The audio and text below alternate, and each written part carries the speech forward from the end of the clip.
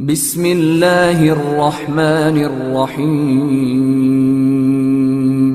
تو اہل خبر جاں باز نہ ڈر، تیرے قلب و نظر قرباں دی پر، ہر شام و سحر تیرے حق پہ بسر، باطل کے مقابل سینہ صفر۔ اے مرد کہن تیرے روح و بدن، بنے سرو و سمن مہکائے چمن، دھڑکن دھڑکن تیری رب سے لگن، باندھے سر پہ کفن تو وفا میں مگن۔ تو اہل وفا، تو صدق و صفا، تو شرم و حیا، تو رمز بقا، جذبوں کو جگا ہمت کو بڑھا، دشمن پہ صدا ہو نشانہ تیرا۔ واپس آئے، موقع ملا تو یہ سب کام کیے، اور اس کے بعد سب سے اہم کام کرتے ہیں جو کسی بادشاہ نے نہیں کیا۔ کام یہ ہے کہ یہ اپنے خاص لوگوں کو بلاتے ہیں، بلا کر خلافت عثمانیہ، اس وقت جو خلیفہ تھا جن کا نام تھا سلطان سلیم، ان کے پاس ایک ڈیلیگیشن بھیجتے ہیں، ان کے پاس ایک ڈیلیگیشن بھیجتے ہیں اور بہت سارے تحفے تحائف دیتے ہیں، اور خلیفے کے نام میں خط لکھتے ہیں۔ کیا لکھتے ہیں؟ کہتے یہ ہے کہ ہم لوگ میسور کے رہنے والے ہیں، یہاں پر ہماری ایک مستقل حکومت ہے، ہم چاہتے ہیں کہ آپ کا ڈومینیشن ادھر ہو، ہم چاہتے ہیں کہ ہم خلافت عثمانیہ کے ماتحت رہیں، ہم اپنا تعلق آپ سے بڑھانا چاہتے ہیں، ہم آپ سے کٹ کر امت کو توڑنا نہیں چاہتے۔ بہت بڑی بات ہے میرے دوستو، یہ وہ زمانہ ہے آدمی کو اگر یہ گراؤنڈ بھی جگہ مل جائے تو اپنی بادشاہت کا اعلان کر دے، وہ زمانہ تھا۔ وہ زمانے میں ان کے والد کی اتنی بڑی محنت اور ان کی اتنی محنت، سب کچھ ہونے کے بعد خلیفہ سے خط و کتابت کرتے ہوئے یہ کہتے ہیں کہ آپ کے ڈومینیشن میں ہم رہنا چاہتے ہیں، یہاں پر بھی آپ ہی کی حکومت ہو، آپ کے ماتحت ہو کر ہم یہاں رہنا چاہتے ہیں۔ اس کے بعد یہ کہتے ہیں میری خواہش یہ ہے آپ سے میرے تعلقات مضبوط ہو جائیں، آپ کے لوگ بھی میرے پاس آئے، میرے لوگ آپ کے پاس آئے، ہمارے ریلیشنز اچھے ہونے چاہیے، اس کے لیے میں کوشش کر رہا ہوں۔ اس کے بعد یہ کہتے ہیں کہ ہمارا یہاں پر جانی دشمن انگریز ہے، ہمارا یہاں پر جانی دشمن انگریز ہے، یہ ہمارے راتوں کی نیندوں کو اڑا رہا ہے، یہ ہمیشہ مسلمانوں کو ٹارگٹ کر رہا ہے، میری درخواست یہ ہے کہ آپ مجھے اس معاملات میں مدد کریں۔ چوتھا پوائنٹ یہ کہتے ہیں کہ میری خواہش یہ ہے کہ آپ بھی میرے بستی میں آ کے تجارت کریں، میرے بستی کی خوبی یہ ہے کہ یہاں کے ساگوان کے لکڑے مشہور ہیں، میں ساگوان کا ایکسپورٹ کرتا ہوں، اس میں آپ کو میں حصہ دوں گا۔ میرے بستی کے ہاتھی مضبوط ہیں، ان کے دانت مشہور ہیں، آج بھی آپ کو ایلیفنٹ ریزرو کہاں ہے میرے دوستوں؟ مدوملئی، یہ کہاں ہے؟ یہ پورے کا پورا میسور کے اندر ہے، پورے علاقے میں انہی کی سلطنت تھی۔ کہتے ہیں کہ میرے بستی کے ہاتھی جو ہے ان کے دانت بہت مشہور ہے، اس کی میں تجارت کرتا ہوں، اور اس کے بعد میرے پاس ماہرین ہے جو سمندر میں چھلانگ لگا کے نیچے سے موتیاں چن کر لاتے ہیں، میں چاہتا ہوں کہ یہ تجارت بھی آپ کے ساتھ کروں، اور میرے بستی میں کاٹن مشہور ہے، یہ تجارت بھی میں آپ کے ساتھ کرنا چاہتا ہوں۔ میسور سلک مشہور ہے، سنے ہیں آپ؟ میسور سلک کون سنے نہیں سنے ہیں؟ پرانے لوگ شاید جانتے ہوں، میسور سلک مشہور ہے، اور میسور سلک کا ایجاد کرنے والا ٹیپو سلطان ہے میرے دوستوں، اس کے فیکٹریاں کھولنے والا ٹیپو سلطان ہے میرے دوستوں۔ اس کے بعد یہ کہتے ہیں کہ ہم میزائلز بناتے ہیں، یعنی خلیفہ کو آپشنز دے رہے ہیں کہ آپ کسی نہ کسی طریقے سے مجھ سے تعلقات رکھیں، یہ تجارتیں میری ہیں۔ اس کے بعد یہاں تک کہتے ہیں کہ آپ مجھے آپ کے یہاں ایک بندرگاہ دیں، آپ کے یہاں ہاربر دے، بصرہ میں ایک ہاربر ہے، اس ہاربر میں مجھے آنے جانے کی اجازت دے، میں اس ہاربر کو کرائے پہ لے لیتا ہوں، بدلے میں آپ کو میں میرے جہاں پر ایک ہاربر دیتا ہوں، آپ اسے لے لیں تاکہ آپ کے کشتیاں یہاں پر رکے، میرے کشتیاں وہاں پر رکے، تجارتی تعلقات بڑھانے کے لیے۔ خلیفے سے کتنی منت سماجت دیکھیے میرے دوست، کیا کیا آپشنز دے رہے ہیں۔ اب وہاں جو سلطان بیٹھے ہوئے تھے وہ سلیم اول جیسے تو نہیں تھے، نہ سلیمان القانونی جیسے تھے، وہ صاحب کٹ پتلی تھے، انہیں ڈر یہ ہو گیا کہ ٹیپو سلطان میرے یہاں بندرگاہ کیوں پوچھ رہا ہے، کہیں یہاں پر تو حکومت قائم کرنے کی خواہش تو نہیں ہے اسے، کہیں یہاں پر بھی اپنے بعض علاقے بنانا نہیں چاہتا۔ یہ کہہ کے ڈر کے یہ پہلے ڈیلیگیشن کو واپس بھیج دیتے ہیں. ٹیپو سلطان تعجب میں پڑ جاتے ہیں کہ بھائی کیا ہو رہا ہے, یہ لوگ گئے اور پورا ڈیلیگیشن فیلئر ہے, پورے واپس آ رہے ہیں. پھر دوسرا ڈیلیگیشن بھیجتے ہیں, پھر لوگوں کو تیار کرتے ہیں, لوگوں کو بدلتے ہیں, پھر تحفے تحائف دیتے ہیں, ڈھیر سارا مال ساتھ کرتے ہیں, پھر انہیں بیچتے ہیں. کہتے ہیں کہ دیکھو میرا مقصد یہ نہیں ہے, میرا مقصد دنیاوی نہیں ہے, میرا مقصد خالص دینی ہے, میرا مقصد خالی اسلامی ہے, میرا مقصد یہ ہے کہ ہم سب مل کے دشمنوں کو ختم کریں, یہ انگریز کو ختم کریں. لیکن جواب وہاں سے کیا ملا؟ وہاں سے جواب یہ ملا کہ آپ انگریزوں سے کیوں دشمنی کر رہے ہیں, ان سے مل جاؤ, ان سے مل جاؤ, یہ فرانس کو دور کرو. کیونکہ ٹیپو سلطان اپنے ساتھ فرنچ کو زیادہ رکھتے تھے, کیونکہ انگریزوں کا مقابلہ کرنا ہے تو یہی ساتھ دیں گے. تو یہ جو توقع کرنے کے خط لکھتے ہیں, جواب ملتا ہے میرے دوستوں بالکل پس ہمتی کا, ڈپریشن کے ساتھ. یہ جو بھی چاہتے ہیں دبانا چاہتے ہیں لوگ. آخرکار مایوس ہو گئے, لیکن خلیفہ نے ایک اچھا کام کیا, انہوں نے ٹیپو سلطان کی حکومت کو ریکگنائز کر دیا. ورنہ اس سے پہلے انگریز اور دوسرے آس پاس کی حکومتیں کیا کہتی تھی, یہ لوگ گھس بیٹھے ہیں, ان لوگوں نے حکومت کو چرا لیا, ایسی ویسی باتیں کہتے تھے. تو خلیفہ نے, سلطان سلیم نے ٹیپو سلطان کے نام ایک فرمان لکھا, کہا کہ یہاں کے آپ لیگل بادشاہ ہیں, آپ کی حکومت کو میں ریکگنائز کرتا ہوں. یہ ایک ریکگنائزیشن فائدہ ہوا میرے دوستوں, بقیہ پورے پروجیکٹ فیل ہو گئے. 1000 مرتبہ سمجھائے لیکن سمجھنے کے لیے تیار نہیں. تو یہ سفارتی کام ہوتا ہے, لیکن سب میں ناکامیابی ہوتی ہے میرے دوست. اس کے بعد ٹیپو سلطان مجبور ہو گئے, بولے کہ اب ادھر خلیفہ سلطان بات نہیں مانتا, کم از کم ہمارا جو مغلیہ بادشاہ ہے, اس وقت محمد شاہ نامی ایک بادشاہ تھا, اس کے پاس سے تو کچھ مدد مل جائے. لیکن اس کے پاس جیسے ہی پہنچے, ان سے پہلے انگریز ادھر پہنچ گئے. انگریزوں نے بتانے کیسی کیسی باتیں کہی, کہہ کے ٹیپو سلطان کو اور ان کے لوگوں کو وہاں سے دھتکار کر وہاں کے مغل بادشاہ نے بھیج دیا. تو یہ میرے دوستوں ٹیپو سلطان نے کوششیں کی تاکہ پوری امت جڑ جائے, تاکہ پوری طاقت جم جائے, اور یہ جو دشمن ہے ان کا مقابلہ کریں. اور ٹیپو سلطان اور حیدر علی رحمۃ اللہ علیہ مجمعین کو یہ یقین تھا کہ اگر مسلمان جڑ جائیں ان کی طاقت توڑنا ممکن نہیں. اور حیدر علی رحمۃ اللہ علیہ ہمیشہ یہ کہتے تھے کہ مسلمانوں کے اندر خامی یہ ہے کہ یہ لوگ جڑتے نہیں. اگر جڑ جائے, ساری دنیا کی طاقت مل جائے تو بھی کچھ بھی نہیں کر سکتی. اس پر یقین اور ایمان تھا, اور ٹیپو سلطان نے اسی چیز کو آگے بڑھانے کی کوشش کی, لیکن لوگوں نے ان کا ساتھ نہیں دیا, آخرکار مجبور ہو گئے. اب اس کے بعد میرے دوستو انگریز جو تھا اس نے باقاعدہ یہ موقع پر, یہاں ٹیپو سلطان اپنے کام کر رہے ہیں, ادھر انگریز اپنے کام کر رہا ہے. اب انگریز کا جو بڑا تھا اسے بدل دیا گیا. اب ایک نیا جنرل آیا جس کا نام تھا کارنواس, اسے اس وجہ سے بھیجا گیا تھا کہ جا کر پورے ہندوستان کو انگریزوں کا بنائے. یہی پروجیکٹ تھا. تو جو بھی کرے گا صحیح ہے, تو جو بھی کرے گا لیگل ہے, یہ کہہ کے وہاں کی کوئین نے پورے رائٹ اسے دے کر اسے ہندوستان بھیجا تھا. یہ ہندوستان آیا تو اس نے جانچ پڑتال کیا, معلوم ہوا کہ ایک سلطنت ہے جو پریشان کر رہا ہے. یہ سلطنت خداداد حیدر علی اور ٹیپو سلطان کے لوگ ہیں جو پریشان کر رہے ہیں. تو یہ سب کچھ چھوڑ کے ان لوگوں کے لیے ڈیڈیکیٹ ہو گیا. اب کوشش یہ تھی کہ تیسری جنگ چھیڑی جائے, تیسری لڑائی لڑی جائے. اب اس لڑائی میں سب مل گئے اور سب مل کے اپنی پوری طاقت لگا رہے ہیں. کہا جاتا ہے نظام نے اپنی 35,000 آرمی کو تیار کر لیا, اور نواب نے اپنی 35,000 آرمی کو تیار کر لیا. اب برٹش آئے تھے اپنے ساتھ 1 لاکھ آرمی لے کر, اور اس کے بعد مراٹھا اپنے 1 لاکھ آرمی کو تیار کر چکے تھے. یعنی کل ملا کے 2 سے 2.5 لاکھ کی آرمی تیار کر کے اب ٹیپو سلطان سے لڑنے کے لیے آ رہے ہیں. اچانک خبر دی جاتی ہے کہ آپ کے خلاف لڑائی کا آغاز ہو رہا ہے, تو آپ لڑائی کے لیے تیار ہو جائیں. اچانک آتے ہیں میرے دوستو, سری رنگا پٹنم کو گھیر لیتے ہیں.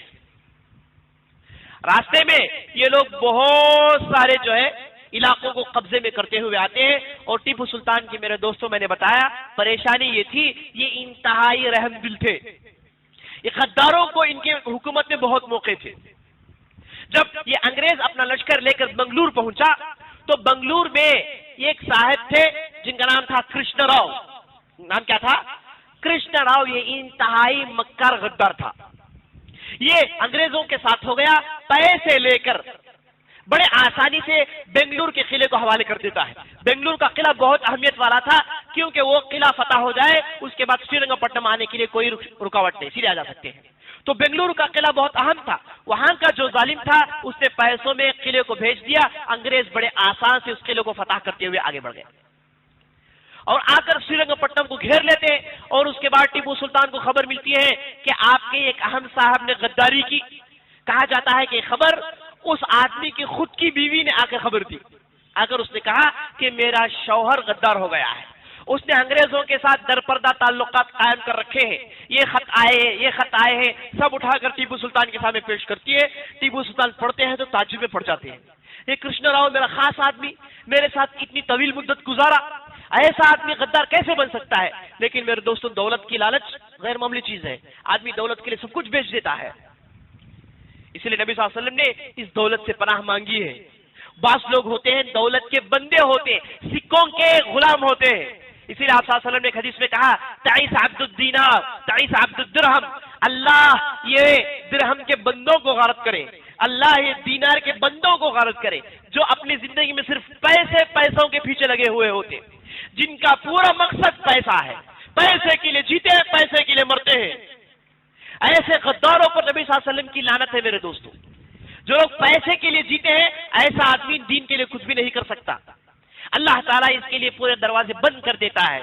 اس سے صرف یہ ممکن ہے کہ پیسے جمع کر سکتا ہے, اور مرے گا تو یہ پورے پیسے اس کے بچے عیاشی میں اڑائیں گے. جسے اس نے چوڑی کی طرح جمع کیا اس کے بچے صرف ایک مجلس میں ختم کر دیں گے.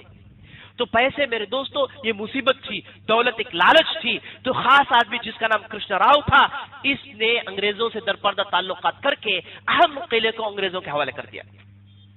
اس کے بعد انگریز بڑی تیزی سے آگے بڑھے اور سیدھے سری رنگ پٹنم میں آئے اور سری رنگ پٹنم کو انہوں نے گھیر لیا.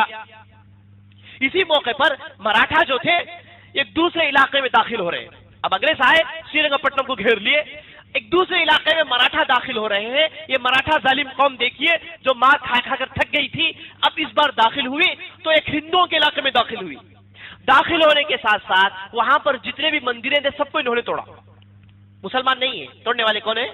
یہی مراٹھا ہے. انہوں نے پوری مندروں کو توڑا اور وہاں پر جتنا سونا تھا سب سونے کو انہوں نے لوٹا.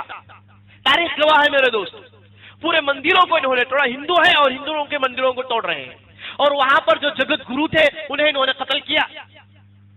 تو وہاں کا جو بڑا سامی تھا, جو پجاری تھا, وہ دوڑ کر جا کر ٹیپو کو خط لکھتا ہے, کہتا ہے کہ دیکھو مراٹھا ہمارے ساتھ یہ سلوک کر رہے ہیں. تو ٹیپو سلطان تسلی دیتے ہوئے کہتے ہیں کہ آپ صبر کر لو, قریب ہم دوبارہ طاقت میں آ جائیں گے تو یہ مراٹھا کو دوبارہ سزا دیں گے. تو میرے دوستوں, مندروں کو توڑنے والے صرف مسلمان نہیں تھے, کئی ہندو قوم تھی, کئی ایسے لوگ تھے جنہوں نے مندروں کو توڑا اپنے مفاد کے لیے. اب دوش مسلمانوں کو دیا جا رہا ہے, تہمت مسلمانوں پر لگائی جا رہی ہے کہ یہ مسلمان ہیں جو مندروں کو توڑتے ہیں. نہیں, تاریخ میں آپ کو ایک بھی مثال نہیں ملے گی. ہاں, مندروں کو توڑا گیا. وہ کیسے توڑا گیا؟ اگر مندریں اللیگل ہے. اورنگزیب ایک مندر کو توڑا کیونکہ اس مندر کے نیچے انہوں نے لوگوں کو قتل کر کے دفن کیا کرتے تھے. تو اس مسئلے کی تحقیق میں اس مندر کو توڑا گیا. تفصیل میں جانے کا موقع نہیں ہے.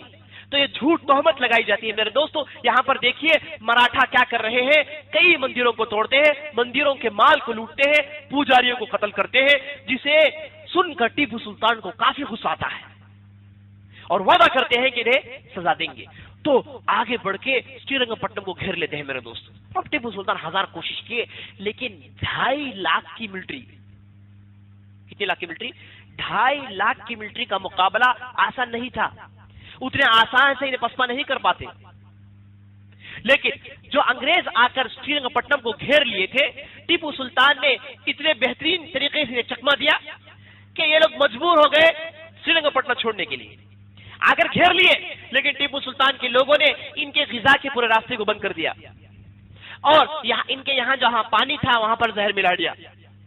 تو آخرکار انگریز مجبور ہو کر وہ لوگ ہٹ گئے, واپس چلے گئے. جب واپس گئے تو وہاں سے نظام سے ملاقات ہوتی ہے. نظام کہتا ہے کہاں واپس آ رہے ہو؟ انگریزوں نے کہا کہ ابھی ہم نے سری رنگ پٹنم میں جو بسیج کیا تھا, محاصرہ کیا تھا, اسے اٹھا کر آ رہے کیونکہ ہم ادھر رہ نہیں پا رہے ہیں. نظام کہتا ہے کہ نہیں, جاؤ میں تمہارا ساتھ دیتا ہوں. یہ کہہ کے نظام اپنے ساتھ 35 کی جو لشکر لایا تھا پھر آ کر محاصرہ کر لیتے ہیں. پھر گولہ باری ہوتی ہے، اس میں ٹیپو سلطان کو کافی نقصان ہوتا ہے، بہت سارے مجاہدین وفات پا جاتے ہیں، لیکن ٹیپو سلطان سے جو غلطی ہوئی وہ یہ تھی کہ یہ غدار ان کے ساتھ تھے۔ ٹیپو سلطان نے انہیں کئی مرتبہ معاف کیا۔ ان کے غداروں میں سب سے سر فہرست غدار میر صادق نامی ایک غدار، نام کیا ہے؟ میر صادق۔ ایک دوسرا غدار تھا جس کا نام میر معین الدین، اور اس کے بعد میر کرشنا راؤ کے تعلق سے آپ نے سن لیا۔ اس کے بعد ایک دوسرا غدار تھا جس کا نام تھا پورنیا۔ یہ سب ان کے خاص لوگ تھے، لیکن پتہ نہیں دولت کی لالچ میں انہیں کیا ہو گیا، یہ لوگ سب بک گئے۔ ان کی وجہ سے ٹیپو سلطان کو نقصان اٹھانا پڑا، اگر کوئی دوسرا بادشاہ ہوتا کب تک ختم ہو جاتا۔ لیکن ٹیپو سلطان کی یہ چالاکی دیکھیے، یہ ہوشیاری دیکھیے، ان غداروں کے درمیان بھی بات کو بنائے ہوئے ہیں۔ آخرکار بہت سارا نقصان ہونے کی وجہ سے انگریزوں سے معاہدہ صلح کے لیے مجبور ہو جاتے ہیں، انگریزوں کے ساتھ صلح کرنے کے لیے مجبور ہو جاتے ہیں۔ انگریز صلح کے لیے بلاتے ہیں اور ٹیپو سلطان صلح کے لیے تیار ہو جاتے ہیں۔ اب انگریز جان گئے کہ ٹیپو سلطان کمزور ہے، ان کی پوری طاقت چلی گئی، کئی لوگ مر گئے اور یہ انگریز محل کے اندر تک چلے گئے، ایڈمنسٹریشن کے اندر تک چلے گئے، معلوم ہو گیا انگریزوں کو۔ تو انگریزوں نے اپنی بات منوائی، کٹن شروط ڈالے۔ پہلا کنڈیشن یہ ڈالا کہ تمہیں 3 کروڑ روپے دینے ہوں گے، مطلب 3 لاکھ روپے دینے ہوں گے۔ کس وجہ سے؟ یہ جو جنگی نقصان ہوا ہے اس وجہ سے۔ اس میں 1,60,000 روپے اب دو گے اور 4 مہینے کے بعد بقیہ پیسے سیٹل کرو گے، پہلا کنڈیشن۔ دوسرا کنڈیشن یہ کہ اس کے بعد انگریزوں کے خلاف نہیں لڑو گے۔ تیسرا کنڈیشن یہ کہ جو بقیہ اماؤنٹ 4 مہینے میں جو تم کو سیٹل کرنا ہے، وہ اماؤنٹ سیٹل کرنے تک تم تمہارے 2 نوجوان بیٹوں کو میرے پاس رکھو گے بطور ارغمال۔ ہم تمہارے بیٹوں کو لے کے چلے جائیں گے، پیسہ دو گے تو ہم تمہارے بچوں کو واپس کریں گے۔ بڑے کٹھن اور ذلیل شروع تھے میرے دوستوں، لیکن حالات ایسے ہو گئے تھے، ٹیپو سلطان اتنے مجبور ہو گئے تھے کہ ان کنڈیشنز کو ماننے پر وہ آمادہ ہو گئے۔ اپنے 2 بچے، ایک کی عمر 7 سال کی تھی، دوسری کی عمر 5 سال کی تھی، دونوں بچوں کو انگریزوں کے حوالے کر دیتے ہیں اور اس کے بعد انگریز لے کر چلے جاتے ہیں۔ اب یہاں پر حقیقی ٹیپو سلطان نظر آتے ہیں میرے دوستوں۔ یہ 4 مہینے میں یہ اتنا بڑا جو قرض تھا اسے سیٹل کرتے ہیں اور بستی کو اتنی ترقی دیتے ہیں کہ بیان نہیں کر سکتے، جبکہ ان کی آدھی سلطنت چلی جاتی ہے، آدھی سلطنت مراٹھا اور نظام بانٹ لیتے ہیں اپنے پاس، اور انگریز پیسے لے کر چلے جاتا ہے، ٹیپو سلطان کے بچوں کو لے کر چلے جاتا ہے۔ اب ٹیپو سلطان کے پاس کچھ نہیں رہا، لیکن اس کے باوجود جس طریقے سے تجارت کرتے ہیں، جس طریقے سے ترقی انہوں نے کیا، یہ عجیب و غریب بات ہے۔ 4 مہینے میں یہ کاشتکاری کو آگے بڑھاتے ہیں، ان کے کام کرنے والے 24 گھنٹے کام کرتے ہیں، اور اس کے بعد تجارت کے پورے دروازے کھول دیتے ہیں۔ عربوں سے کہتے ہیں کہ آپ یہاں آ کے تجارت کریں، پرشین سے کہتے ہیں کہ آپ آ کے تجارت کریں، ترکوں سے کہتے ہیں کہ آپ آ کے تجارت کریں، فرانس اور دوسرے کنٹریز سب کے لیے تجارت کے دروازے کھول دیتے ہیں، سب سے کہتے ہیں کہ آ کے تجارت کرو۔ تو تجارت کرنے کی وجہ سے ان کے مال میں ترقی ملتی ہے، بہت سارے فائدے کماتے ہیں۔ اور اس کے بعد سودی کپڑا، یہی زمانہ تھا جب ٹیپو سلطان نے میسور سلک ایجاد کیا، تقریباً 18 فیکٹریز انہوں نے کھولے اور ویپنریز کے لیے انڈسٹریز کھولے، تو بڑی تیزی سے ترقی کیے۔ 4 مہینے میں جو قرض تھا وہ پھیرتے ہیں اور اپنے 2 بچوں کو واپس لیتے ہیں۔ یہ بہت بڑی چیز تھی، عام لوگ یہ کر نہیں سکتے میرے دوستوں، صرف ٹیپو سلطان جیسے آدمی ہی کر سکتے ہیں، اور ہندوستان کی تاریخ اس پر گواہ ہے۔ اس کے بعد ہوا کیا؟ اپنے بچوں کو واپس لے لیتے ہیں، اب لڑائی نہیں، اب بستی میں ہے۔ اب ٹیپو سلطان غور کرتے ہیں کہ غلطی کہاں کہاں ہوئی۔ سب سے پہلے ان کو معلوم ہوتا ہے کہ غداروں کی بہت بڑی جماعت ہے، غداروں کی بہت بڑی جماعت ہے، اور جو بھی غدار جن کی غداری ثابت ہو گئی سب کو بلاتے ہیں، سب کو بلا کر بٹھا کر کرنا یہ چاہیے تھا کہ سب کے سر مار دیتے، اگر حیدر علی ہوتے سب کے سر مار دیتے، اور نہ رہے بانس نہ بجے بانسری، مسئلہ ہی ختم ہو جاتا۔ لیکن ٹیپو سلطان ایسے آدمی نہیں تھے، رحم دل آدمی تھے۔ انہوں نے ان کے درمیان تقریر سنائی، اسلام کی حقانیت پیش کی اور بتایا کہ میں کیا ہوں، میں تمہارے درمیان بطور بادشاہ ہوں، لیکن میں سوتا ہوں زمین میں، یاد رکھ لو، میری زندگی زاہدانہ زندگی ہے، میں بادشاہوں کی طرح نہیں رہتا، اپنی بات پیش کرتے ہیں اور قرآن کی میں جہاد کا ذکر جو آیا ہے اس کی تفصیل سناتے ہیں اور اسلام کی حقانیت پیش کرتے ہیں، اپنا مقصد واضح کرتے ہیں، مجلس میں جو لوگ ہیں انہیں اللہ سے ڈراتے ہیں، لمبی تقریر کرتے ہیں۔ تقریر کرنے کے بعد کہتے ہیں کہ مجھے معلوم ہے کہ تمہارے درمیان غدار ہیں، بہت بڑی تعداد غداروں کی ہے، میں تمہیں سزا دینا نہیں چاہتا، میں تمہیں سزا دینا نہیں چاہتا، برعکس میں تمہیں معاف کرتا ہوں، برعکس میں تمہیں معاف کرتا ہوں، تمہاری غلطیوں کو اللہ معاف کرے، میں معاف کرتا ہوں، آئندہ ایسا نہ کرو، مال و دولت کے پیچھے ایسے مت جاؤ۔ لیکن میرے دوستوں، لاتوں کے بھوت باتوں سے نہیں مانتے۔ ٹیپو سلطان رحمۃ اللہ علیہ کی تقریر بعض لوگوں پر اثر کرتی ہے، بعض لوگوں پر اثر نہیں کرتی، وہ لوگ اٹھ کر جاتے ہیں اس خوشی سے کہ جان بچ گئی، اب اپنی غداری نہیں چھوڑے۔ اس کے بعد ٹیپو سلطان رحمۃ اللہ علیہ چند دنوں کے بعد دوسرے مسئلے پر غور کرتے ہیں کہ یہ جو مجھے تیسری لڑائی میں نقصان اٹھانا پڑا، اس کی واحد وجہ یہ ہے کہ ملک کے معاملات میں میں اور میرے افسر گفتگو کرتے ہیں، جنرل پبلک کو دخل اندازی نہیں ہے، جنرل پبلک کی رائے میں لے نہیں رہا ہوں، پبلک کیا سوچتی ہے نہیں جانتا میں۔ تو یہ بادشاہت ہوتے ہوئے ایک ریپبلک کا سٹرکچر دیتے ہیں، پارلیمنٹ بناتے ہیں، پارلیمنٹ میں جنرل پبلک کو ممبرز بناتے ہیں، پبلک کے اندر جو جیسے آج کے حساب سے M P M L A ہے، جو مشہور پبلک کے اندر جو بڑے لوگ ہیں انہیں بطور ممبر بنا کے پارلیمنٹ میں داخل کرتے ہیں، اور جب بھی مسئلہ آتا ہے یہ ان کے افسر کے ساتھ ساتھ یہ لوگ بھی بیٹھے ہوتے ہیں، سب سے رائے مشورہ کرتے اور سب اس کے بعد فیصلہ اٹھاتے۔ یہ بہت بڑا فیصلہ تھا میرے دوستوں، گویا کہ ٹیپو سلطان رحمۃ اللہ علیہ نے اسی زمانے میں ریپبلک حکومت کیسی ہونی چاہیے یہ کر کر دکھا دیا، کسی بادشاہ نے ایسا نہیں کیا، اسی لیے ٹیپو سلطان بہت بڑے آدمی ہیں، یہ اسی لیے وہ بہت بڑے سیاستدان ہیں، عقل مند ہوشیار آدمی ہیں، انہوں نے پارلیمنٹ کے اس نظام کو قائم کیا، سب سے رائے لیتے تھے، جنرل پبلک کی بھی رائے تھی حکومت میں، اگر وہ کہتے کہ مت کرو تو نہیں کرتے، اگر وہ کہتے کہ کرو تو کرتے، تو پارلیمنٹ نظام قائم کرتے ہیں، جو ٹیپو سلطان رحمۃ اللہ علیہ کی بہت بڑی خوبی تھی میرے دوستوں۔ جب انہوں نے غداروں کو معاف کر دیا اور اس کے بعد یہ پارلیمنٹ سسٹم اپنی بستی میں امن قائم کرنا شروع کر دیا، جو بچی کچھ طاقت تھی اسے مضبوط کر رہے تھے، انگریز خاموش کہاں رہیں گے، وہ کیسے خاموش رہ سکتے ہیں، کیسے ممکن ہے؟ تو ان لوگوں نے چاہا کہ چوتھی جنگ لڑی جائے، اب ٹیپو سلطان کمزور ہے، اس نے پیسے ادا کر دیے ہیں، اب چوتھی جنگ لڑنی چاہیے، اس لڑائی میں ٹیپو سلطان کو ختم کرنا ہے، یہ کہہ کے پھر پہلے سے دگنی طاقت جمع کرتے ہیں۔ تعجب کی بات یہ ہے کہ اس بار ایک نیا کانسیپٹ لاتے ہیں، انگریز جو ہے اپنے زہر کو کیسے چھنتے ہیں، نئے نئے کانسیپٹ لائیں گے، نئے نئے اسکیمز، نئے نئے سسٹمز لائیں گے، سننے کے لیے الفاظ بہت اچھے ہوں گے، پڑھنے کے لیے الفاظ بہت اچھے ہوں گے، لیکن یہ شہد میں زہر کا کام کرتے ہیں۔ انہوں نے ایک نیا سسٹم لایا جس کا نام تھا سبسیڈری اسکیم۔ سبسیڈری اسکیم کیا مطلب؟ یہ اسکیم کے روح سے ہونا یہ چاہیے جتنے بھی ہندوستان میں حکومتیں ہیں یہ آپس میں لڑ رہی ہیں، یہ آپس میں لڑ رہی ہے، ان کے بارڈر میں ان کی ملٹری ہے، ان کے بارڈر میں ان کی ملٹری ہے، دیکھیے کیسے چکمہ دے رہے ہیں، کیسے بیوقوف بنا رہے ہیں، دیکھیے ان کے بارڈر میں ان کی ملٹری ہے، ان کے بارڈر میں ان کی ملٹری ہے، تو یہ بارڈرز میں ملٹری صرف ہماری رہے گی کیونکہ تم لوگ لڑ رہے ہو۔ جی کہا جاتا ہے شیر جب کسی جانور کو مار لے کے کھاتے ہیں تو لومڑی آ کے صرف دماغ چاٹ لے کے چلی جاتی ہے، مین چیز جو ہے شیروں کے لڑائی میں اپنا دماغ چاٹ لے کے چلے جاتی ہے، وہ ایسے ہی کرتے ہیں۔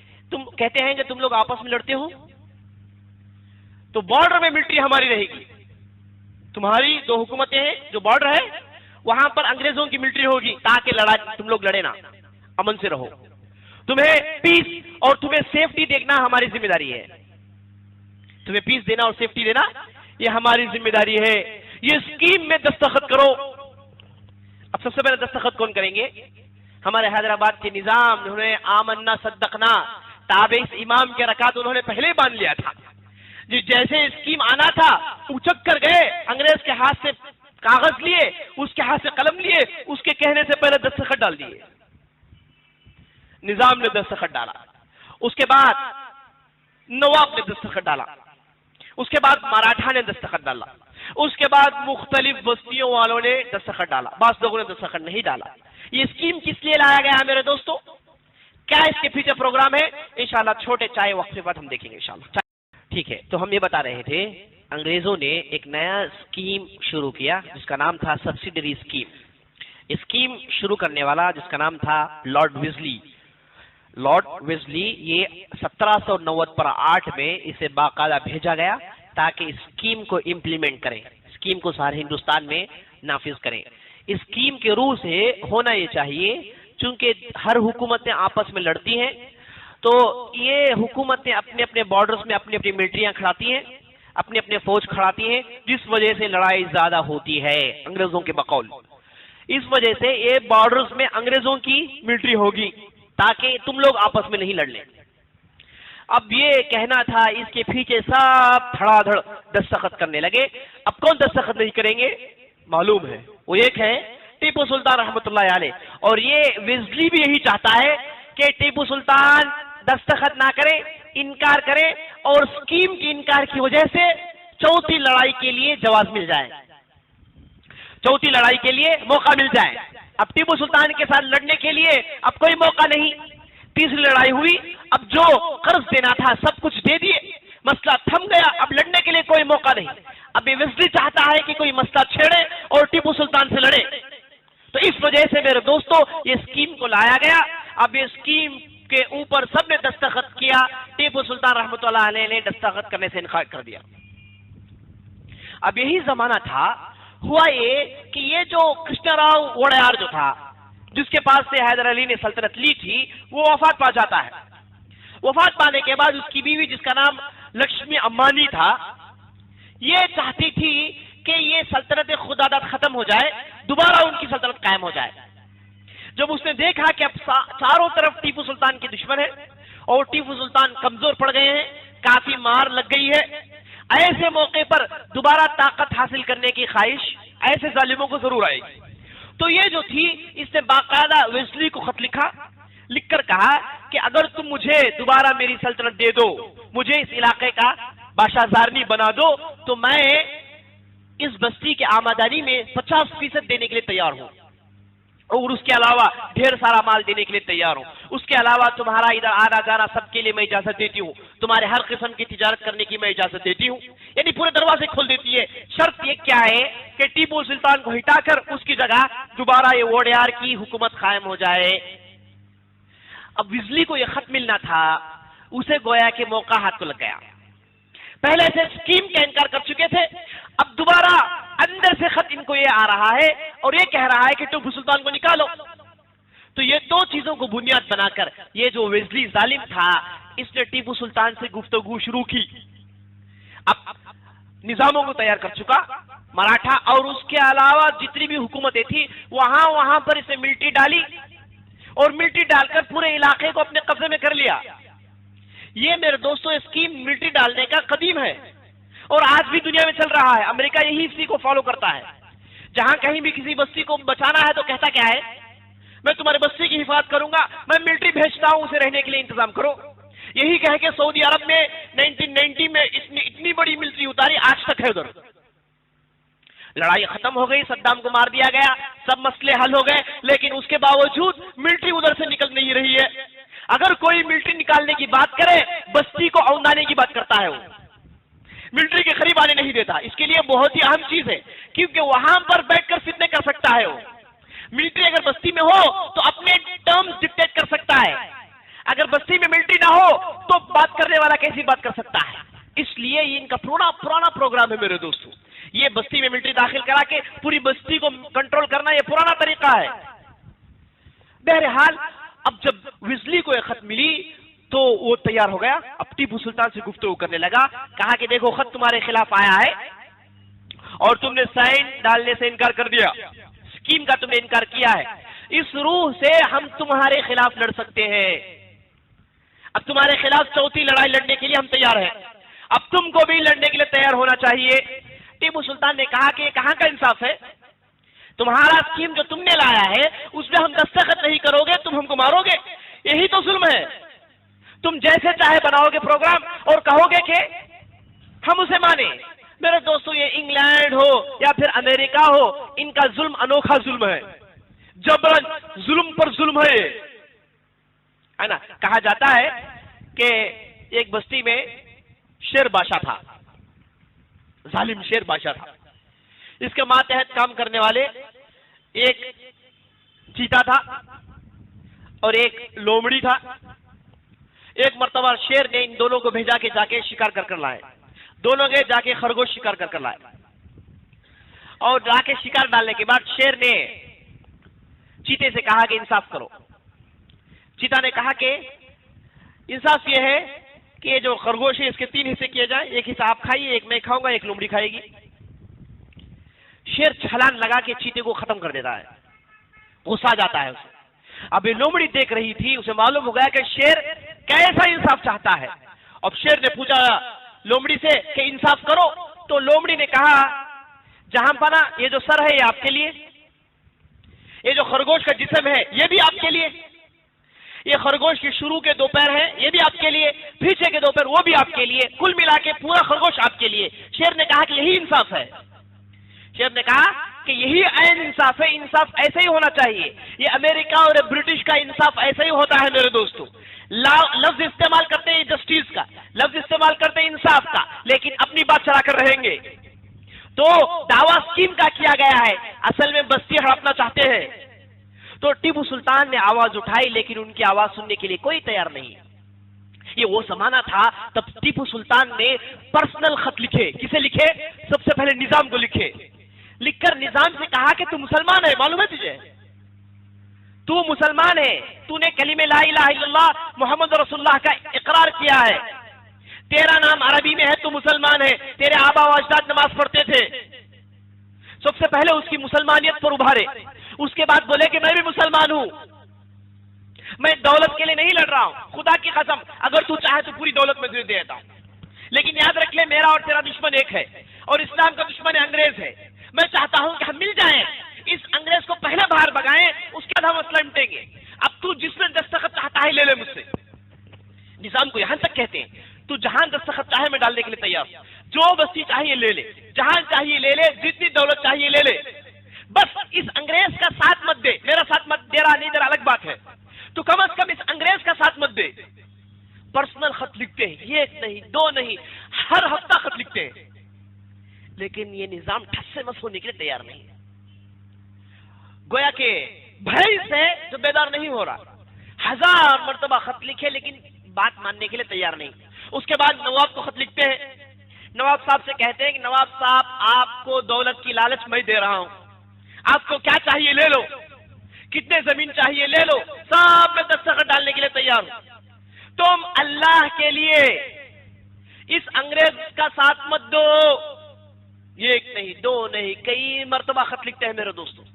अब ये दोनों से मजबूर हो गए तो मुगलिया बादशाह को खत लिखते हैं, अब वहां से मजबूर हो गए दूसरे इलाकों को खत लिखते हैं, यानी खुतूत का सिलसिला जारी करते हैं, सबको बुलाते हैं, कहते हैं कि मैसूर मेरा नहीं है, मैं अंग्रेजों के खिलाफ लड़ रहा हूं, मेरी मदद करो। लेकिन कोई माई का लाल इसके लिए तैयार नहीं था। चिल्लाते हैं, आज भी खुतूत मौजूद है मेरे दोस्त। ये अंग्रेजों ने टीपू सुल्तान के पूरे इलाके को कब्जे में लिया और पूरे माल को मुंतकिल कर लिया लंदन। वहां के म्यूजियम में आप जाइए, आज ये खुतूत मौजूद है, ये लेटर्स मौजूद है और टीपू सुल्तान की उम्दा चीजें अभी आपके सामने तफसील आएगी, ये पूरी की पूरी वहां है मेरे दोस्तों, पूरा समझ कर लेकर चले गए। बहरहाल खुतूत लिखे, चीखे, चिल्लाए, इन्हें बेदार करने की कोशिश की, लेकिन नहीं, ये लोग ठस से मत होने के लिए तैयार नहीं है, इनके गालों में जू नहीं रेंग रहे हैं, 1000 कोशिश किए गए, मुर्दे। अब अंग्रेज बार बार कह रहा है कि साइन डालो, ये करो। टीपू सुल्तान बात को टाल रहे हैं, इधर दूसरी बात कर रहे हैं, लेकिन एक मुद्दत के बाद ये जो लॉर्ड विल्सली था, इसने टीपू सुल्तान के सामने शुरूत रखे, कंडीशंस रखे, बोला कि कंडीशंस को मान लोगे तो ठीक है, वरना हमसे लड़ने के लिए तैयार हो जाओ। कंडीशंस क्या थे? पहले से और जलीलतर कंडीशंस। पहला कंडीशन ये है कि तुम्हारी पूरी सल्तनत दे दोगे, तुम जहां हो वो फकत तुम खा लो। दूसरा कंडीशन ये कि इस बार 6 लाख रुपए देना है, 3 लाख रुपए कैश, 3 लाख रुपए कर्ज, जब तक कर्ज वापस नहीं करोगे तुम्हारे जो 4 बेटे हैं हमारे पास रखना पड़ेगा। इंतहाई जलील शुरूत लिखकर भेजता है अंग्रेज और टीपू सुल्तान शुरूत पढ़ते हैं, कहते हैं कि इससे मौत बेहतर है, یہ شروط مان لوں، اس پر دستخط کروں، اس سے موت بہتر ہے. یہ کہہ کے اس شروط کو اٹھا کر پھینکتے ہیں، پھاڑ کر پھینکتے ہیں. مانا یہ ہے کہ لڑنے کے لیے تیار ہے. اب اس کے بعد یہ انگریز مارچ کے مہینے میں 1799 مارچ کے مہینے میں پوری طاقت لے کر اب گھس آتے ہیں. اب غدار ہر جگہ ٹھہرے ہوئے ہیں. غدار دروازہ کھول رہے ہیں، بڑی آسانی سے اندر آنے دے رہے ہیں. انگریزوں کو لڑنے کی ضرورت نہیں ہے. اسی لیے یہ جو چوتھی لڑائی ہے اس میں انگریزوں کا جانی نقصان بہت کم ہوا. اگرچہ کہ مالی نقصان ہوا غداروں کو خریدنے کے لیے، لیکن جانی نقصان بہت کم ہوا. ہر جگہ غدار گئے، قلعہ بڑی آسانی سے کھول دیتے ہیں، اور خود ٹیپو سلطان جس قلعے میں ہے وہاں پر غداروں کی بہت بڑی تعداد ہے. تو دیکھتے ہی دیکھتے پورے قلعے انگریزوں کے ہاتھ میں چلے گئے. ادھر آمبور، کڑپا، اور اس کے بعد بنگلور، منگلور، گورکھ، ایسے مختلف علاقے میرے دوستوں یہ ایک مہینے کے اندر پورے کے پورے علاقے انگریزوں کے ہاتھ میں چلے گئے، کیونکہ غدار تھے، انہوں نے بیچ دیا.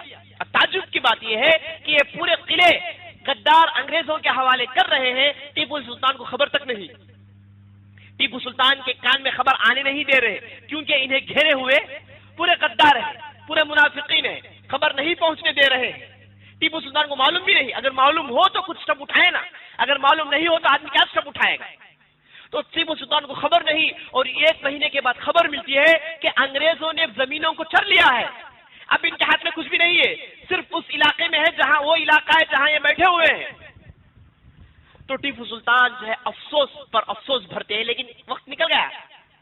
اب کیا کچھ کر سکتے ہیں؟ کچھ بھی نہیں کر سکتے. اب خاموشی سے ٹیپو سلطان کم از کم آخری لڑائی کے لیے تیاری کرتے ہیں، اپنے لوگوں کو جمع کرتے ہیں. ان کے ساتھ ایک وفادار آدمی تھا جن کا نام تھا سید عبد الغفور، بہت اچھے آدمی تھے، اور ایک دوسرے تھے جن کا نام رضا علی خان. جہاں غداروں کی لسٹ ہے وہاں وفاداروں کی بھی لسٹ ہے. میرے دوستوں وقت ساتھ نہیں دے رہا ہے، میں تمہیں آپ کے سامنے بہترین وفاداروں کا ذکر کرتا، ساتھ ساتھ غداروں کا بھی ذکر کرتا، کیسے ان لوگوں نے غداری کی. بہرحال 2 مہینے کے اندر پورا علاقہ انگریزوں نے لے لیا. صرف ٹیپو سلطان کا سری رنگ پٹنم کا پیلس تھا جو ٹیپو سلطان کے ہاتھ میں. اس کے 4 دروازے تھے، چاروں دروازوں کو بند کر دیا گیا. اب ٹیپو سلطان اندر ہے، اندر سے لڑائی لڑ رہے ہیں. اب ٹیپو سلطان ایک مرتبہ اپنے گھر سے، اپنے کمرے سے باہر نکلتے ہیں تو خبر ملتی ہے کہ یہ جو دروازہ پچھلے کا حصے کا ہے وہ دروازہ انگریزوں نے توڑ لیا. بعد تحقیق میں معلوم ہوا میر صادق نے دروازہ تو توڑنے کی الگ بات، دروازہ کھول کے اندر آنے جگہ دے دیا. پیچھے سے انگریز اندر آ رہے ہیں. تو ان کا خاص پیے ہے جو بعد میں چل کے وہ بھی ٹیپو سلطان کے ساتھ کیا ہوا، جب انہیں قتل کیا گیا تھا اس دن ٹیپو سلطان کیسے تھے، پوری تفصیل بیان کی ہے. مئی 4 1799 میں ٹیپو سلطان کو قتل کیا گیا. میرے دوست اس دن ٹیپو سلطان رحمۃ اللہ علیہ اٹھے، فجر کی نماز پڑھے. اب انہیں یقین ہو گیا کہ آج وہ قتل ہو جائیں گے، یقین ہو گیا کہ آج انہیں قتل کر دیا جائے گا. ان کے پاس لوگ آ کر بولے، فرنچ آ کر بولے. یہ فرنچ آخر تک وفادار تھے، سبحان اللہ. یہ فرنچ جو تھے آخر تک ان کے ساتھ لڑ رہے تھے. یہ دوسرے پورے دغاباز تھے. فرنچ آ کر بولے کہ اگر آپ کی اجازت ہے آپ اور آپ کے خاندان کو ہم لے کر نکل جاتے ہیں. آپ بعد میں ان لوگوں سے بات چیت کر لینا، بعد میں صلح کی بات کر لینا. اب جو چلے گا سو چلے گیا، دوبارہ ہم ریکوری کر لیں گے. آ کر کہتے ہیں. تو اس وقت تاریخی مقولہ کہتے ہیں، تاریخی مقولہ کہتے ہیں گیدڑ کی 100 سالہ زندگی شیر کے 1 سال کی زندگی سے بہتر ہونے سے. شیر کے 1 سال کی زندگی گیدڑ کی 100 سال کی زندگی سے بہتر ہے، بلکہ 1 دن کی زندگی. شیر کی 1 دن کی زندگی گیدڑ کے 100 سال کی زندگی سے بہتر ہے. میں شیر کے مانند مر جاؤں یہ میرے لیے زیبا دے گا، اور میں ان لوگوں کے سامنے ہتھیار ڈال کے ذلیل ہو کر مروں اور اس کے بعد 100 سال جیوں، وہ زندگی گیدڑوں کی ہوگی، وہ زندگی میں جینے کے لیے تیار نہیں ہوں. فرنچ کو یہ کہہ کے بھیج دیتے ہیں. اس کے بعد ان کے خاص پیے آتے ہیں، آ کر مختلف رائے مشورے دیتے ہیں، کہتے ہیں کہ آپ ایسے بچ جائیں، ایسے نکل جائیں. لیکن ٹیپو سلطان کہتے ہیں کہ مجھے زیبا نہیں دیتا، یہ کام میں ہرگز نہیں کر سکتا. میں مرد میدان کا مجاہد ہوں اور مرد میدان ہی مفاد پاؤں گا. یہ کہہ کے میرے دوستوں سب کو ٹال دیتے ہیں. فجر کی نماز پڑھتے ہیں اور بالکل سفید لباس پہنتے ہیں. یہ سفید لباس بہت پسند کرتے تھے.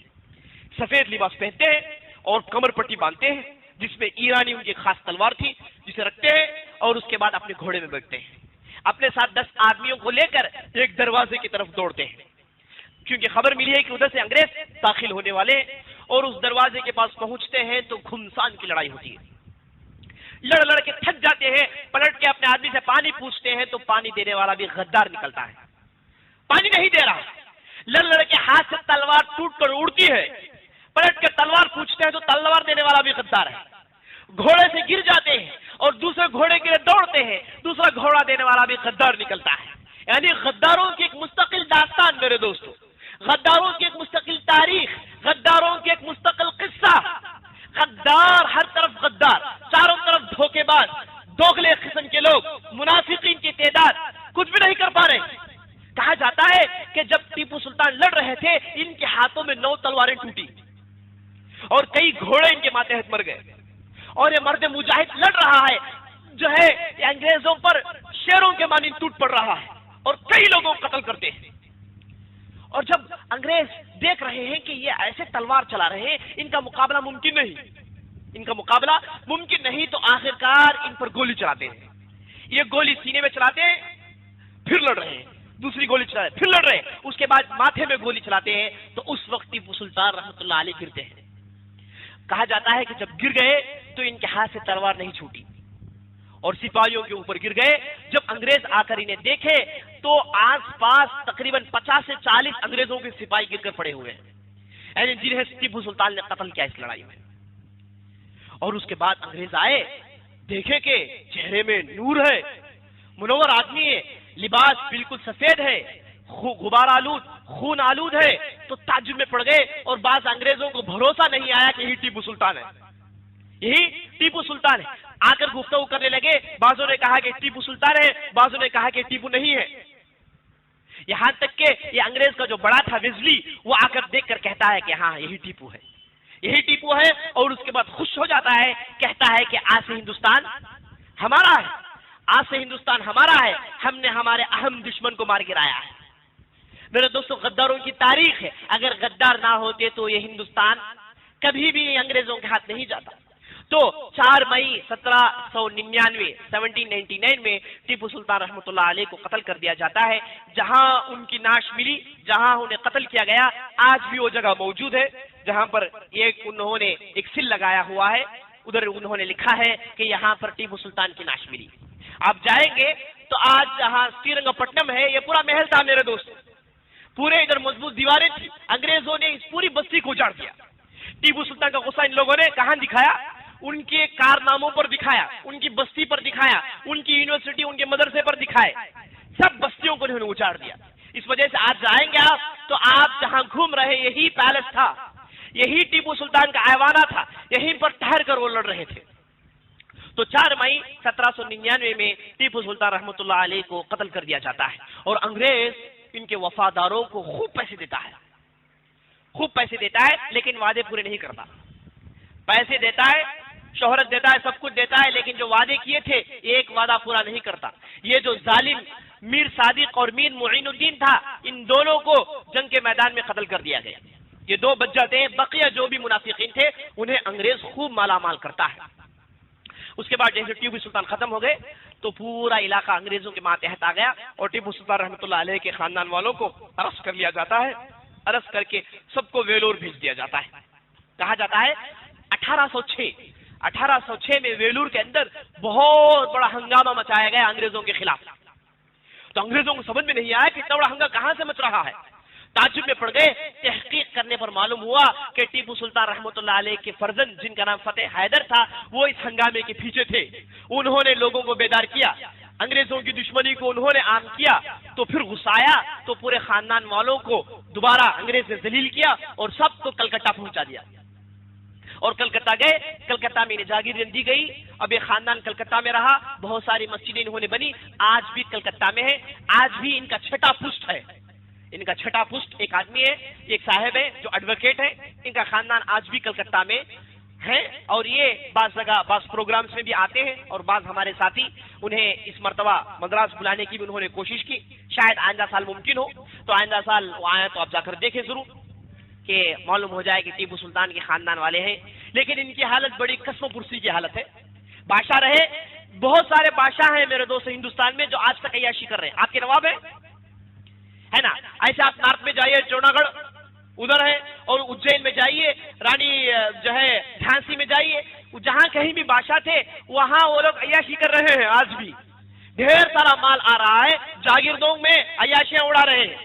لیکن صرف ٹیپو سلطان کا خاندان ایسا ہے جن لوگوں نے حکومت کی, بادشاہت کی, لیکن انہیں کچھ بھی نہیں مل رہا آج, بلکہ انہیں ذلت اور رسوائی اٹھانی پڑ رہی ہے.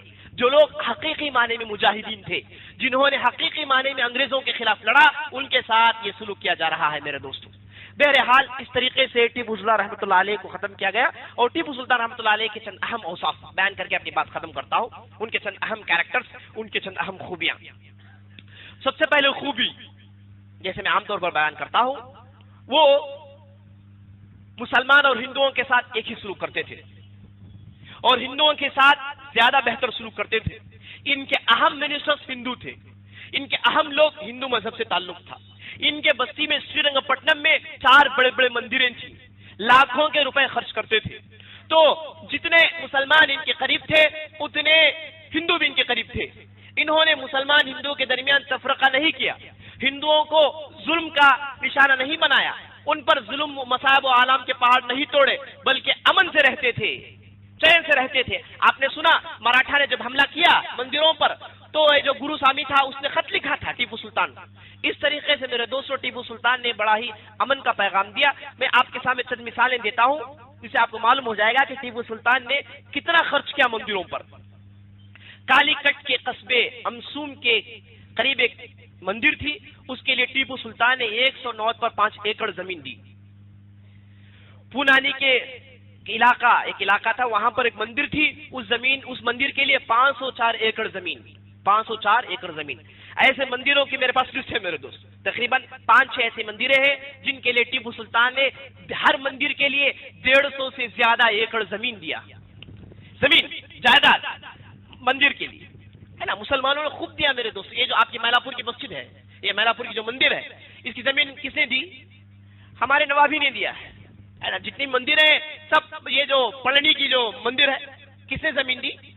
ہم مسلمانوں نے. تروپتی کی جو زمین ہے یاد رکھ لیجیے مسلمانوں کو بہت سارا اس میں حصہ ہے, تو خوب دیا ہے مسلمانوں نے. اب ان لوگوں کو کیا ہو گیا, یہ لوگ مسلمانوں کے ساتھ دغا بازی کر رہے ہیں. الٹا یہ کہہ رہے ہیں کہ مسلمان وہ ہیں جنہوں نے ہندوستان سے ہندو مذہب اور مندروں کو ختم کرنے کی کوشش کی. میرے دوستو یہ دھوکہ ہے, کھلم کھلا دھوکہ, تہمت لگایا جا رہا ہے. ہم لوگ بیدار نہیں ہو رہے ہیں, اس وجہ سے یہ لوگ جو چاہے کہہ رہے ہیں. اس کے بعد میرے دوستو آپ نے سنا ٹیپو سلطان کے کردار میں اتحاد تھا, سب لوگوں کو جوڑنا چاہتے تھے. آپ نے دیکھا کیسے ڈیلیگیشن بھیجے, کیسے خطوط لکھے, چاہتے تھے کہ سب کو جوڑ لے, سب کو ملا لے, لیکن کوئی ان کے قریب نہیں آ رہا تھا, سب ان سے ڈرتے تھے. اور آپ نے ان کے زہد و تقوی کو دیکھا ہے نا. یہ لوگ جب انہیں ٹیپو سلطان کہتے, آخری زمانے میں کہتے کہ مجھے ٹیپو سلطان مت کہو, مجھے کہو نبی مالک. کیا کہتے تھے؟ مجھے نبی مالک کہو. مطلب یہ ہے کہ میرا مالک نبی ہے, نبی کا پیرو ہوں میں, مجھے سلطان کہہ کے میری عزت میں اضافہ مت کرو. جب بھی لوگ ان کے سامنے اٹھ کر کھڑے ہوتے کہتے کہ میرے لیے ہرگز اٹھ کر کھڑے ہو جاؤ, میں اسے پسند نہیں کرتا.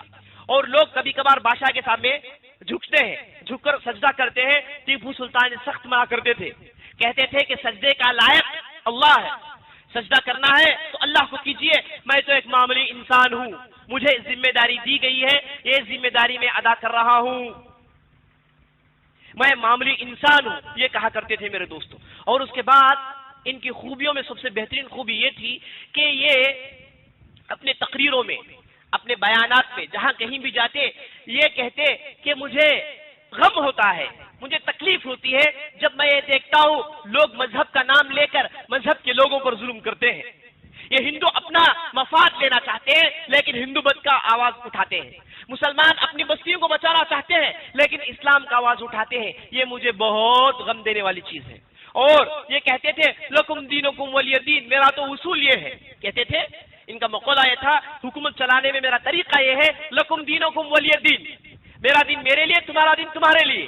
میں مسلمان ہوں, تم تمہارے مذہب میں ہو, میں تم کو ڈسٹرب نہیں کروں گا, تم مجھے ڈسٹرب نہیں کرو گے. اور بار بار مسلمانوں کو دیکھ کر یہ قرآن کی آیت پڑھتے تھے, لا تسبوا الذین يدعون جو لوگ اللہ کے علاوہ کسی اور کو پکارتے ہیں انہیں تم لوگ گالی مت دو، فیسب اللہ عدوا بغیر علم، وہ لوگ اللہ کو پلٹ کر گالی دیں گے بغیر علم کے، وہ گالی دینے کے سبب تم مت بن جاؤ، یہ کہا کرتے تھے میرے دوستوں۔ اس کے بعد ٹیپو سلطان اپنے عام بات چیت میں ان کے زبان میں یہ جاری رہتا کہ لوگوں میں اللہ کا بندہ ہوں، اللہ کے حکم کو نافذ کرتا ہوں۔ اسلامی معاشرہ بنانے کی انہوں نے بہت کوشش کی، ہزار کوشش کی، اور میرے دوستوں انہوں نے کئی لوگوں کو مسلمان بنایا۔ ایک مرتبہ نائر لوگ آئے تھے، ان لوگوں نے اپنے دین کو بدل لیا، وہ لوگ عیسائی بنتے ہوئے جا رہے تھے۔ انہیں خط لکھ کر ٹیپو سلطان نے کہا کہ تم لوگ اپنا مذہب مت بدلو، اگر مذہب بدلنا چاہتے ہو تو تمہارے بادشاہ یعنی میرے مذہب کی طرف آ جاؤ، میرا مذہب تمہیں امن دیتا ہے۔ تو تقریباً 2000 کی تعداد کیرلا سے ہجرت کر کے سرنگ پٹنم آتی ہے۔ ٹیپو سلطان ان کے درمیان ٹھہر کر ایک دائی کی حیثیت سے، ایک دینی عالم کی حیثیت سے لمبی تقریر سناتے ہیں، اسلام کی حقانیت کو اجاگر کرتے ہیں، اسلام کے بہترین تعلیمات کو سناتے ہیں، اور سنتے ہی میرے دوستوں وہ جو 2000 کی تعداد تھی پوری کی پوری مسلمان ہو جاتی ہے۔ اب الٹا تہمت یہ دیتے ہیں کہ ان لوگوں کو زبردستی ٹیپو سلطان نے کیا کیا، مسلمان بنایا۔ تاریخ میں ایک بھی مثال نہیں ملتی، بلکہ جو ہندو رائٹرز ہیں، یہ تمل میں ایک ہندو رائٹر ہے جس کا نام مردم، اس نے ٹیپو سلطان کے تعلق سے کتاب لکھی ہے، اس میں وہ کہتا ہے کہ ٹیپو سلطان نے اسلام قبول کرنے پر مجبور نہیں کیا، بلکہ ان کا مذہب تھا، انہوں نے مذہب پیش کیا اور لوگوں سے کہا کہ دیکھو تم عیسائی بننا چاہتے ہو تو اس سے بہتر مذہب میرے پاس ہے، جب تم نے فیصلہ کر لیا تم تمہاری مذہب چھوڑنا چاہتے ہیں تو اس سے بہتر مذہب میرے پاس ہے، تم اسلام کیوں قبول نہیں کرتے؟ تو اسلام کی حقانیت ثابت کرتے ہیں۔ تو میرے دوستو 2000 لوگ مسلمان ہو جاتے ہیں۔ ایک مرتبہ ان کا ایک آدمی تھا جس کا نام مقبول خان، یہ ایک ہندو علاقے کو ٹیپو سلطان سر کرتے ہیں۔ یہ جب مقبول خان اپنے لشکر لے کر جاتا ہے تو ہندو جو بادشاہ زارنی اور ان کے جو خاندان والے تھے ان سے چھیڑ چھاڑ کرتا ہے۔ ٹیپو سلطان کو خبر ملتی ہے، ان کے سامنے تیر مارتے ہیں ٹیپو سلطان، جان سے ہی مار دیتے ہیں۔ لوگ پوچھتے ہیں کیا کیا آپ نے؟ بولے کہ یہ چیز میں برداشت نہیں کر سکتا، یہ میرے اصول کے خلاف ہے۔ ٹیپو سلطان باقاعدہ قتل کر دیتے مقبول خان کو۔ اس سے معلوم ہوتا ہے ٹیپو سلطان کتنے انصاف پسند تھے۔ اور اس کے بعد میرے دوستو ان کی اہم خوبی، بہت اہم خوبی یہ تھی کہ یہ علم دوست تھے، علم دوست تھے۔ یہ 14 زبانوں پر مہارت رکھتے تھے، 14 زبانوں میں مہارت تھی، اور یہ 5 فٹ 5.8 ہائٹ تھی ان کی، گندوبی رنگ کے تھے، ان کے چہرے میں بال نہیں آتا تھا، یہ انہیں داڑھی نہیں آتی تھی، اس لیے داڑھی کی خواہش میں استارا چلاتے تھے روزانہ تاکہ ایک دن داڑھی آ جائے، لیکن مرتے دم تک داڑھی تو نہیں آئی۔ ان کی مونچھیں ہوا کرتی تھی، ان کی داڑھی نہیں ہوتی تھی، گندوبی رنگ کے تھے، اور ہمیشہ سفید لباس پسند کرتے تھے، اور بہت سادگی تھی، ہے نا، لباس بڑے سادہ لباس پہنتے تھے، اور بیٹھتے اٹھے بڑے سادے انداز سے تھے۔ حیدر علی کے برخلاف تھے اس معاملات میں، حیدر علی ٹھاٹ باٹ کو مینٹین کرتے تھے، ٹیپو سلطان بالکل ان کے خلاف تھے۔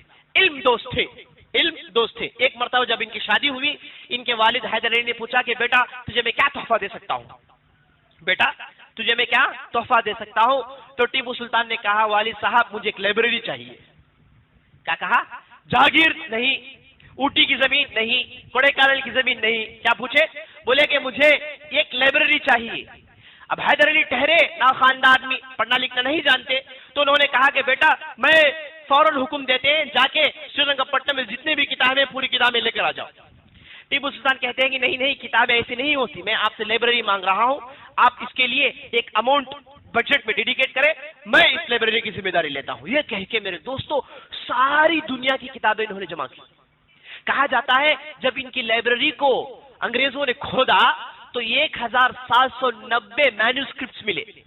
مینوسکرپٹس اس کی بہت اہمیت ہوتی ہے، بہت اہمیت ہوتی ہے، 1790 مینوسکرپٹس۔ اور ان کے پاس اورنگزیب جو اپنے ہاتھوں سے قرآن لکھتے تھے وہ قرآن کا نسخہ تھا ان کے پاس، اور یہ خود بہترین رائٹر تھے، بہترین خطاط تھے، اور بہترین انداز سے لکھتے تھے۔ انہوں نے اپنی زندگی میں 40 کتابوں کو لکھا، اتنے بزی شیڈیول میں 40 کتابوں کو لکھا ہے، اور بعض کتابوں کو لکھوایا ہے۔ اتنے بزی شیڈیول میں دیکھیے کیا کیا کر رہے ہیں آپ۔ اور اس کے بعد ہر فن میں ماہر تھے، ہر فن میں اللہ تعالی نے علم دیا تھا۔ گفتگو کرنے کے لیے کھڑے ہو جائیں، بڑے بڑے عالم شرما جاتے ہیں، اتنی لمبی لمبی گفتگو کرتے ہیں۔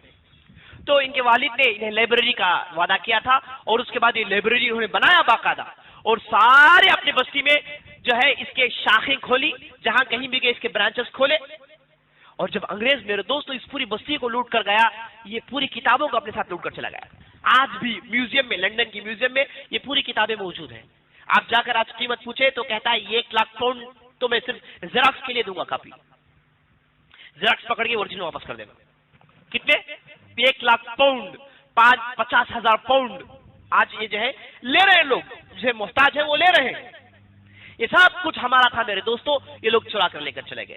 تو ٹیپو سلطان رحمۃ اللہ علیہ کی بہت ساری خوبیاں ہیں، میں سمجھتا ہوں میں نے جو بھی بتایا ہے اس میں کفایت ہے۔ ان کی زندگی سے ہماری نصیحت یہ ہے کہ انہوں نے جو حکومت قائم کی جس میں ہندو اور مسلمان کے درمیان انصاف کیا، آج ہم اس ممبر پر بیٹھ کر یہ دعویٰ کرتے ہیں اور یہ مطالبہ کرتے ہیں کہ مسلمانوں کے ساتھ انصاف ہو، انہیں اس بستی میں رہنے کے لیے، امن اور چین کے لیے پورے اسباب مہیا کریں۔ یہ حکومت کی ذمہ داری ہے۔ کیوں مسلمانوں پر ظلم ہو رہا ہے؟ یہ اس وجہ سے کہ مسلمان اپنی تاریخ نہیں جانتے۔ ہمارے درمیان اتنی بڑی تعداد ایسی ہے جو یہ سمجھتی ہے کہ ہم ہندوستان کے نہیں۔ انہیں چاہیے کہ تاریخ پڑھے، ہندوستان کی ہسٹری پڑھے اور وہ جان لے کہ ہم اس بستی کے ہیں اور یہ بستی ہماری ہے اور یہ بستی ہماری ہمیشہ رہے گی۔ سبحان ربک رب العزت عما یصفون وسلام علی المرسلین والحمد للہ رب العالمین۔ نشانوں پر نگاہ رکھنا تو گھوڑوں کو سیدھا رکھنا، عدو سے آگہی رکھنا مجاہد کی بصیرت ہے۔ نشانوں پر نگاہ رکھنا تو گھوڑوں کو سیدھا رکھنا، عدو سے آگہی رکھنا مجاہد کی بصیرت ہے۔